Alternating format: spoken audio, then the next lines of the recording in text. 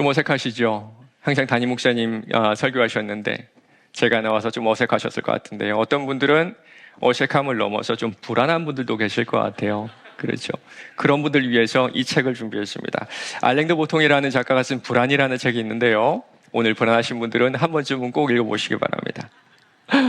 저자는요, 우리가 왜 불안한지 5가지 이유를 들어서 설명하고 있는데요.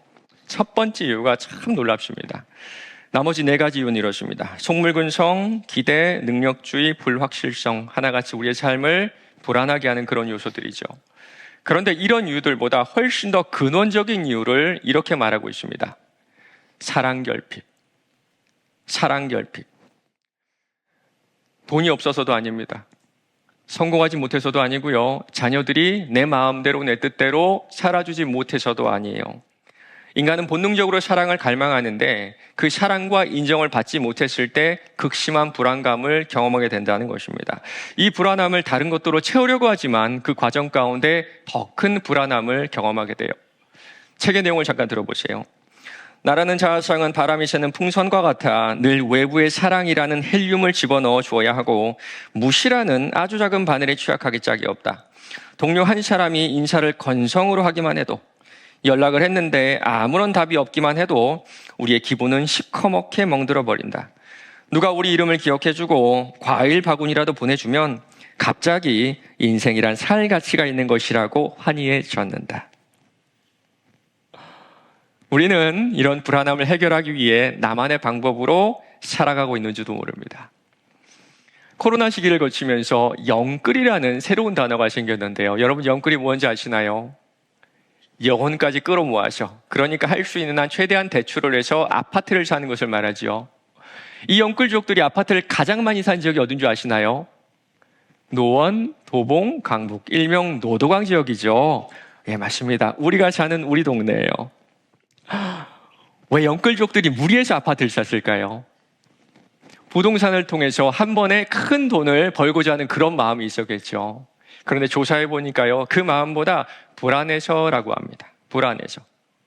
벼락 부자가 아니라 벼락 거지가 될 것 같은 불안감. 남들은 아파트를 사서 큰 돈을 버는데 나는 평생 아파트 한 채 없이, 집 없이 살까봐 불안해서 많은 사람들이 제2금융권, 제3금융권, 때로는 사채까지 써서 아파트를 샀어요. 노후에 대한 불안감도 점점 커지는 것 같습니다. 요즘에 뉴스를 보면요, 국민연금이 고갈된다라는 그런 소식을 종종 듣는 것 같은데요. 그래서 우리나라에만 있는 기현상이 하나가 있습니다. 그게 뭔지 아세요? 정년을 늦춰달라고 합니다. 다른 나라는요, 정년을 당겨달라고 시위를 해요. 빨리 은퇴하고 싶다. 빨리 은퇴해가지고 편안히 살고 싶다고 하는데 우리나라는 정년을 늦춰주세요라는 시위를 하고 있어요. 노후가 불안정한 겁니다. 요즘에 가장 큰 이슈가 저출산이죠. 작년 한 해에 전국 출산율이 0.72명이고요. 서울은 어떤 줄 아세요? 0.55명입니다. 두 쌍이 결혼을 하면요, 한 쌍만 아이를 낳고 그 한 쌍도 아이를 몇 명입니까? 딱 한 명만 낳는다라는 그런 수치예요. 왜 젊은 사람들이 아이를 낳지 않을까요? 이것도 조사를 해보니까요, 불안해서라고 합니다. 나도 먹고 살기 힘든 이 시대에 아이를 낳는다고 생각하니까 불안한 마음부터 먼저 찾아와요. 이 외에도 이전에는 듣도 보도 못했던 질병들도 그렇고 기후 위기들도 우리를 불안하게 합니다. 맞습니다. 우리가 사는 시대를 한마디로 정의하면 불안한 시대라고 할 수 있을 것 같아요. 그래서 청소년들은 꿈이 아니라 불안함 때문에 공부를 하고 있고요. 청년들은 불안함 때문에 스펙을 쌓고 있고, 장년들은 불안함 때문에 코인이나 주식 같은 위험 자산에 인생을 걸고 있고요. 우리 어르신들은 이를 손에서 놓지 못해요. 이제 대한민국은 선진국 되었습니다. 세계 10위의 경제 대국이라고 하죠. 그러나 우리나라가 행복하느냐, 행복한 나라가 되었느냐라고 물어보면 이야기가 달라집니다. 세계 행복지수로 평가한 우리나라는요, OECD 38개국 중에 무려 35위를 기록하고 있어요. 다른 말로 하면요, 먹고 살긴 좋아졌으나, 삶을 좀 더 윤택해졌으나 행복하지 않고 불안감은 커졌다라고 말할 수 있지 않을까요? 이런 불안함이 몸과 마음의 병으로 찾아오는 것 같아요. 그래서 우리가 구하는 것이 있습니다. 그것이 바로 복이에요, 복. 그것이 바로 복입니다. 경제적으로도 또 사회적으로도 육체적으로도 내 가정과 직장에서 이 불안함을 떨치기 위해서 우리는 기도의 자리에서 하나님께 복을 구해요. 야곱도 마찬가지였던 것입니다. 형을 피해서 20년을 도망치며 살다가 다시 고향으로 돌아가는 길에 야복 강가에서 목숨을 걸고 복을 구하죠. 이미 야곱은 부자가 됐습니다. 많은 것을 가졌어요. 그러나 돈이면 다 될 것 같은데 딱 한 가지 해결되지 않는 게 있었습니다. 그게 뭔지 아세요? 내가 속여서 축복을 모두 빼앗은 그 형의 문제였습니다. 그 후로 불안했을 것 같아요. 어쩌면 지난 20년 동안 형이 언제 찾아와서 나를 죽일까봐, 나에게 해코지 할까봐 지난 20년 동안 단 하루도 편안한 잠을 이루지 못했을 수도 있을 것 같습니다. 극적으로 형과는 화해를 하지만 이어서 더 큰 문제가 생겨버립니다. 야곱의 딸 디나가 세겜 족속에게 수치를 당하게 되고요. 이에 분노한 형들이 계략을 짜서 그들 모두 말살해버리고 가축과 재산을 노략하거든요. 야곱이 시므온과 레위에게 이르되 너희가 나에게 화를 끼쳐 나로 하여금 이 땅의 주민 곧 가나안 족속과 브리스 족속에게 악취를 내게 하였도다. 나는 수가 적은즉 그들이 모여 나를 치고 나를 죽이리니 그러면 나와 내 집이 멸망하리라. 형과의 문제는 나만 죽으면 끝이에요. 그런데 이제는 우리 가족 모두가 죽을 지경에 처하게 된 겁니다. 불안함이 끝나고 나니 더 큰 불안함이 찾아왔어요. 우리도 그렇지 않은가요? 불안이 끝나고 나면 더 큰 불안함이 찾아옵니다. 우리 학창시절에 어떤 생각을 하셨나요? 대학만 가면 끝이야. 합격 가면 끝이야. 불안함이 사라지던가요? 그때 어떤 마음 드시나요? 취업하면 끝이 날 거야. 취업하면. 근데 취업을 하면 여러분 불안함이 사라지던가요? 그때 어떤 마음 드시나요? 결혼을 하고 집을 사고 아이를 낳고 행복한 가정을 꾸리면 이 불안함이 사라질 거야. 그런데 불안함이 사라지던가요? 그렇지가 않죠. 그래도 엄습하는 이 불안함이 자녀들 대학 보내고 결혼시키고 나면 다 사라질 것 같은데 그 뒤에 더 큰 어려움이 찾아옵니다. 맞습니다. 불안함이 지나고 나면 더 큰 불안함이 찾아와요. 경제적으로는 어떤가요? 벼락 거지가 될까봐 젊은 세대가 영끌을 해서 노도강의 아파트를 샀습니다. 급한 마음에 제2금융권, 제3금융권 때로는 사채까지 써서 아파트를 샀습니다. 그런데 정신 딱 차리고 보니까 여러분 현재 상황이 어떠십니까? 요즘에 이자를 내지 못해서 아파트가 경매가 나온 그 아파트 물건이 8년 10개월 만에 최다 수치를 기록하고 있다고 해요. 아파트를 사기 이전보다 훨씬 더 큰 불안함이 우리에게 임했습니다. 특별히 예수 믿는 우리가 겪는 불안함도 있어요. 여러분은 하나님이 나에게 주신 그 비전대로 살아가고 계신가요? 분명한 목적이 있어서 나에게 생명을 주시고 나를 당신의 자녀로 불러주신 것까지는 알겠는데 아직까지 그 목적이 무엇인지 모르는 분들이 계십니다. 사실 내 비전을 안다고 불안하지 않은 건 아니에요. 아시는 분들은 그것 때문에 훨씬 더 큰 불안함을 경험할 수도 있습니다. 맞습니다. 예수 믿는 우리는요, 심판대 앞에서 유구무원, 입은 있으나 할 말은 없을까봐 이것도 불안하고 두려워요. 그래서 우리는 기도의 자리에서 복을 구합니다. 물질의 복, 건강의 복, 관계의 복, 그리고 신앙의 복. 나의 불안함을 떨칠 수 있는 복이 우리에게 필요해요. 맞아요. 야곱의 인생이 바로 우리의 인생입니다. 그때 하나님께서는 야곱에게 베델로 올라가라고 하세요. 여러분, 베델이 어떤 곳입니까? 20년 전에 형을 피해 도망갈 때 하나님을 만났던 곳이고 주신 말씀을 가지고 하나님께 서원을 했던 그런 곳이죠. 내가 누워있는 땅을 내가 너와 내 자손에게 주리니 내 자손이 땅에 티끌같이 되어 내가 서쪽과 동쪽과 북쪽과 남쪽으로 퍼져나갈지며 땅의 모든 족속이 너와 내 자손으로 말미암아 복을 받으리라. 내가 너와 함께 있어 내가 어디로 가든지 너를 지키며 너를 이끌어 이 땅으로 돌아오게 할지라. 내가 내게 허락한 것을 다 이루기까지 너를 떠나지 아니하리라 하신지라. 그곳에서 하나님은 복을 베풀어 주시고 야곱은 지난 20년 동안 그 복을 힘입어 살아왔던 거예요. 맞습니다. 우리는요, 하나님이 주시는 복이 필요해요. 사실 우리가 진정으로 원하는 복은 단 하나도 돈으로 살 수가 없어요. 돈으로 음식은 살 수가 있습니다. 그러나 건강은 살 수가 없어요. 돈으로 침대는 살 수 있습니다. 그러나 숙면은 살 수가 없어요. 돈으로 보험은 살 수 있습니다. 그러나 돈으로 안전을 살 수가 없고요. 돈으로 아파트는 살 수 있으나 가족은 살 수가 없어요. 돈으로 사람은 부릴 수 있으나 그 사람의 마음은 얻지 못합니다. 세상은 돈이면 다 된다 그래요.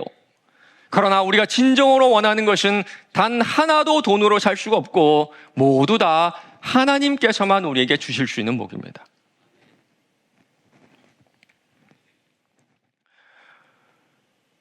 가끔 제 아내에게 현금이 담겨있는 봉투를 줍니다. 그러면요, 얼굴이 얼마나 환해지든지. 봉투를 열어보고 그 봉투의 액수가 많으면 많을수록 얼굴이 훨씬 더 환해집니다. 맞습니다. 우리가 돈 때문에 전전긍긍하는 것도 많고요. 더 성공하는 것도, 더 성공하기 원하는 것도 맞아요. 그러나 우리의 진심은 따로 있죠. 그 돈으로 나 만나가지고 고생하는 우리 아내, 내 아내 환하게 웃게 해주고 싶고요. 나를 위해 모든 것을 바친 우리 부모님에게 자랑스러운 아들, 딸이 되고 싶어요. 사랑하는 내 자식들에게 뭘 해줘도 미안한 내 자식들에게 하나라도 더 해주고 싶은 마음뿐입니다. 우리는요, 그것들을 위해서 기꺼이 돈 앞에 비굴해질 수가 있어요. 그리고 우리 마음속에 공통적으로 원하는 복이 있습니다. 하나님을 더 알고 싶어요. 예수 그리스도의 사랑을 더 알고 싶어요. 성령 하나님과 더 깊이 교제하고 싶어요. 맞아요. 예수 믿는 우리가 진정으로 갈망하는 것은 하나님을 더 아는 것. 하나님을 더 아는 것. 나를 위해 십자가에 달려 돌아가신 그 사랑을 더 깊이 아는 것. 그 마음이 우리에게 있습니다. 성경은 하나님이 이처럼 우리를 사랑하셔서 당신의 독생자를 보내주셨다고 하는데, 나는 이 나이가 되도록, 이 신앙의 연수가 되도록 이처럼의 사랑을 100분의 1도 1000분의 1도 모르겠어요. 내 신앙이 껍데기 같다라는 생각이 들 때마다 우리는 불안하고 두렵습니다. 야곱이 바로 그랬어요. 지난 20년 동안 베델, 하나님의 집을 떠나 유리하는 자가 되어 살았습니다. 마치 죄를 지어서 쫓겨난 가인과도 같아요. 가인은 고향을 떠나 노시라는 지역으로 가게 되죠. 노시라는 이름이 바로 유리하다, 정처 없이 떠돌아다닌다라는 뜻입니다. 맞아요. 하나님의 백성이 하나님의 집을 떠나면 불안한 삶이 시작되는 겁니다. 야곱을 보세요. 20년을 유리한 인생, 불안한 인생을 살다가 위기의 순간에 베델, 다시 하나님의 집을 찾아갑니다. 그런데 하나님께서 그곳에서 야곱에게 베풀어 주시는 복을 보니까 인생의 진정한 복이 무엇인지 이제야 깨닫게 하시는 것 같아요. 시편 1편은 인생의 모든 희로애락을 겪은 다윗이 고백하는 첫 번째 찬송입니다. 그가 인생의 마지막에 가서야 깨달은 복을 이렇게 고백해요. 복 있는 사람은 악인들의 꾀를 따르지 아니하며 죄인들의 길에 서지 아니하며 오만한 자들의 자리에 앉지 아니하고 오직 여호와의 율법을 즐거워하여 그 율법을 주야로 묵상하는 자로다. 묵상하다라는 이 말에는요, 아주 작은 소리로 읊조린다라는 뜻이 있고요, 이 단어 속에는 우리가 인생에서 겪는 세 가지 감정이 들어가 있습니다. 먼저는요, 사자의 소리라는 그런 감정이 이 단어 속에 들어가 있어요. 먹이를 눈앞에 둔 사자가 강렬하게 울부짖는 그 자신감 넘치는 감정이 이 묵상한다라는 말 속에 있습니다. 두 번째는요, 새가 구슬프게 우는 소리라는 그런 감정이 들어가 있어요. 여러분은 새가 구슬프게 우는 소리를 들어보신 적 있나요? 전 들어본 적이 있습니다. 어릴 때 집에서 앵무새를 키웠는데요, 어느 날 밤에 그 새가 하도 시끄럽게 우니까 저희 어머니가 그 새장을 문 밖에다가 두셨어요. 그런데 고양이가 와서 밤새도록 그 새를 괴롭힌 거예요. 그 다음 날 아침에 새가 오는데 얼마나 구슬프게 흔들지. 얼른 나가서 그 죄를 봤는데 이미 앉아있지도 못하고 옆으로 가만히 누워있어요. 호흡이 이어질 때마다 한 번씩 우는데 그 울음에 제 어린 마음도, 어렸던 제 마음도 가슴이 미어지더라고요. 맞습니다. 오늘 묵상한다라는 이 말 속에는 이렇게 죽기 직전에 제가 구슬프게 우는 소리란 뜻이 있어요. 마지막으로는 우리가 한숨을 내쉴 때 그 한숨이란 뜻이 있습니다. 살다 보면 말이 안 나올 때가 있죠. 살다 보면 눈물이 안 나올 때도 있습니다. 그때 가슴에 돌덩어리가 있어가지고 한숨이라도 내쉬지 않으면 살지 못할 것 같은 그때.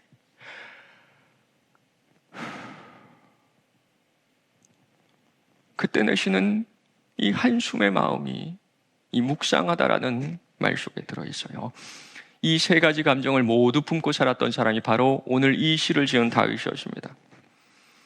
한데 다윗은 젊은 사자가 울부짖는 것처럼 자신만만한 때가 있었죠. 골리앗을 이기고 전쟁에 나가기만 하면 승리하던 때가 있었습니다. 그러나 그것은 다윗 인생의 정말 잠깐뿐이었고 나머지 인생은 언제나 불안한 삶을 살았습니다. 정욕을 참지 못하고 충성스러운 신하 우리아의 아내를 범하기도 했습니다. 그녀가 임신하자 다윗이 이 사건을 무마하기 위해서 전쟁 중에 있는 우리아를 집으로 불러들입니다. 내가 임신시킨 것이 아니게끔 상황을 조작하려고 했던 거예요. 그때 다윗은 얼마나 불안했을까요? 들킬까봐, 내 계획대로 되지 않을까봐. 하나님 앞에 교만한 죄를 지어서 무려 7만 명의 백성들이 나 때문에 죽은 적도 있었고 무엇보다 가장 사랑하는 아들을 먼저 보낸 아픔이 다윗에게 있었습니다. 왕은 이 말을 듣고 마음이 찢어질 듯이 아파서 성문위의 다락방을 올라가서 울었다. 그는 올라갈 때에 내 아들 압살롬아, 내 아들아, 내 아들 압살롬아, 너 대신 차라리 내가 죽을 것을 압살롬아, 내 아들아, 내 아들아 하고 울부짖었다. 다윗도 자식을 잃은 아버지였어요. 아마 여기 계신 여러분 가운데 자녀를 먼저 보낸 분이 계신 줄로 압니다. 저희 가족 중에도 자녀를 먼저 앞세운 그런 가족이 있어요. 그 아이를 화장하고 바다에 뿌렸는데 바다에 뿌려진 그 아이는 다시 부모의 마음속으로 돌아오더라고요. 다윗도 구슬프게 울다가 결국에는 그 슬픔이 가슴 속에 돌덩이처럼 자리 잡았을 겁니다. 우리 인생 가운데 젊은 사자처럼 패기 있게 승승장구한 때도 있지만 그 시기는 길지 않아요. 대부분의 인생은 뒤에 나오는 두 감정이 우리를 채우고 있죠. 여러분을 만나다 보면 때로는 여러분의 인생에서 나도 모르게 나는 그 소리가 제가 그때 잊지 못하던 그때 그 새소리처럼 느껴질 때가 있습니다. 때로는 여러분도 모르게 내쉬는 그 한숨의 소리가 천근만근처럼 느껴질 때가 있어요. 여러분 그때 어떻게 하시나요? 아무도 모르는 나만의 슬픔 때문에 내 하루가 너무나 무거울 때, 구슬프게 울어도 달래줄 사람 하나 없을 때 여러분 어떻게 하셨나요? 다윗은 어떻게 했을까요? 아무도 올 수 없는 성문이 다락방으로 올라가서 입을 틀어막고 울고 또 울고 그 울음이 다 그치지 않을 때 다윗은 무엇을 했을까요? 내가 지은 죄 때문에 갓 태어난 내 아들이 구슬프게 울며 죽어가고 있을 때, 나 때문에 수많은 백성들이 비명을 지르며 처참하게 죽어간 것을 볼 때, 가슴 속에 못이 박힌 것처럼 깊은 한숨이 나올 때 다윗은 무엇을 했을까요? 오늘 시편은 다윗이 그때 무엇을 했는지 보여주는 장면입니다. 다윗은 구슬프게 울면서 하나님의 말씀을 읊조렸어요. 고관들도 앉아서 나를 비방하여 싸우나 주의 종은 주의 율례들을 작은 소리로 읊조렸나이다. 맞아요. 걱정과 근심과 미안함과 후회와 죄책감이 불안함이 되어 내 마음을 짓누를 때 다윗은 주신 말씀에 나의 고통을 담아 하나님께 작은 소리로 기도했던 겁니다. 다윗은 바로 이 순간이 복이다 라고 우리에게 말해주고 있어요. 오늘 인생의 어려움 가운데 하나님께서 야곱에게 주신 복이 바로 이겁니다. 하나님이 그와 말씀하시던 곳에서 그를 떠나 올라가시는지라. 야곱이 하나님이 자기와 말씀하시던 곳에 기둥 곧 돌기둥을 세우고 그 위에 전제물을 붓고 또 그 위에 기름을 붓고 하나님이 자기와 말씀하시던 곳의 이름을 베델이라 불렀더라. 고난 가운데 하나님은 말씀을 주셨습니다. 왜 말씀을 주셨을까요?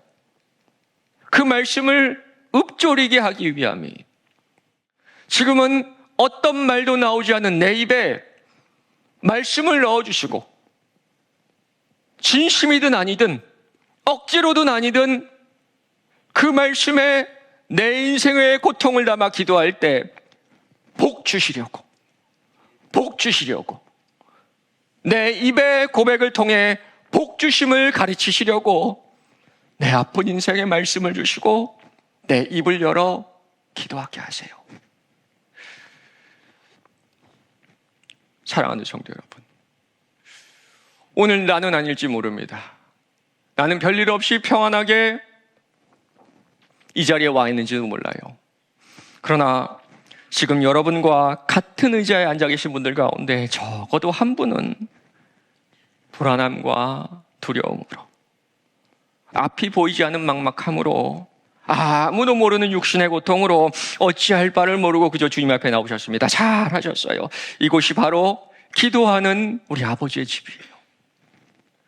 만약 그런 분이 계시다면 기꺼이 주실 수 있는 분에게 복을 구하시기 바랍니다. 기복신앙이 아니에요. 우리의 욕심과 탐욕이 아닙니다. 우리에게 복을 주신다 말씀하신 그분에게 담대하게 복을 구하는 것뿐이에요. 만일 하나님이 우리를 위하시면 누가 우리를 대적하리요? 자기 아들을 아끼지 아니하시고 우리 모든 사람을 위하여 내주시니가 어찌 그 아들과 함께 모든 것을 우리에게 주시지 아니하겠느냐. 그리고 하나님은 우리가 오늘 그 복을 구하기 원하세요. 우리의 연약함을 아시는 예수님께서 이렇게 기도하라고 가르쳐 주시죠. 오늘 우리에게 일용할 양식을 주시옵고, 오늘 우리에게 일용할 양식을 주시옵고. 여러분, 내일이 아닙니다. 다음 주가 아니고 그 언젠가가 아니에요. 우리는 하나님이 주시는 복이 오늘 필요합니다. 내 아픈 몸과 상한 마음과 깨진 관계를 내일까지 버티는 것이 얼마나 힘든지 아는 우리 주님께서 나의 오늘의 고통을 긍휼히 여기고 계세요. 그렇다면 오늘 이 시간 믿음으로 선포하시기 바랍니다. 오늘부터 나에게 복을 주신다. 우리 하나님 오늘부터 나에게 복을 주신다. 맞아요. 우리 하나님 나에게 고난을 허락하셨지만 이 고난 가운데 끊임없이 말씀해 주시고 오늘 당신의 집 기도하는 이곳으로 불러주신 이유는 내 입술의 고백을 들으시고 나에게 오늘 복을 베풀어 주시기 원하기 때문이에요. 하나님, 내가 밤마다 눈물로 내 침상을 적시고 있습니다. 그러나 오늘부터 나에게 복을 주실 줄로 믿습니다. 하나님, 내 아픈 마음과 상한 몸을 어찌할 바를 모르겠습니다. 하나님, 우리 아버지의 그 아픈 몸과 내 자녀의 아픈 마음을 어떻게 해야 될지 모르겠습니다. 그러나 오늘부터 나에게 복을 주실 줄로 믿습니다. 주신 마음에 상하고 통해하는 마음을 담아 기도할 때 오늘 기꺼이 복을 베풀어 주신 분이 우리 아버지 하나님이세요. 말씀을 맺겠습니다. 혹시 지금 불안함을 품고 이 자리에 계신다면 우리에게 필요한 것은 다른 것이 아닐 겁니다. 사랑 결핍. 우리에게 지금 필요한 것은 우리 아버지의 사랑이에요. 이번 한 주 불안함이 찾아올 때마다 이 성경책을 가슴에 품어보신 건 어떨까요? 불안함이 찾아올 때, 감당할 수 없는 일들이 나를 짓누를 때 성경을 가슴에 품고 주시는 말씀을 작은 소리로 읊조려 보시기 바랍니다. 아버지 제가 왔습니다. 유리하고 방황하던 제가 왔습니다. 주님, 제가 이제 당신의 말씀을 듣겠으니 말씀하여 주세요. 유리하던 우리가 돌아가야 할 그곳, 그 말씀을 품고 기도하는 그곳이 바로 하나님의 집 베델이에요. 이 말씀 속에는 먼저 보낸 아들을 가슴에 품고 오는 다윗이 있고, 돌에 맞아 죽으면서도 천사와 같이 웃던 스데반이 있고, 병들어 죽게 되었을 때 벽을 보며 통곡하던 히스기야가 있습니다. 나를 위해 십자가에 달리신 예수님도 내 결핍된 사랑을 넘치게 채워주실 아버지의 사랑이 바로 이 말씀 가운데 있어요. 이번 한 주 불안함이 찾아올 때마다 이 말씀을 가슴에 품고 고난의 시간에 말씀을 듣는 은혜를 달라고 기도하시기 바랍니다. 특별히 다윗의 고백 위에 내 인생을 얹어 이렇게 기도해 보신 건 어떨까요? 나는 시냇가에 심은 나무가 철을 따라 열매를 맺으니 그 잎사귀가 마르지 아니함 같으니 내가 하는 모든 일이 다 형통하리로다. 기도함으로 불안함을 넘어 나에게 복을 허락하신 하나님의 은혜가 오늘 저와 여러분에게 있기를 바랍니다.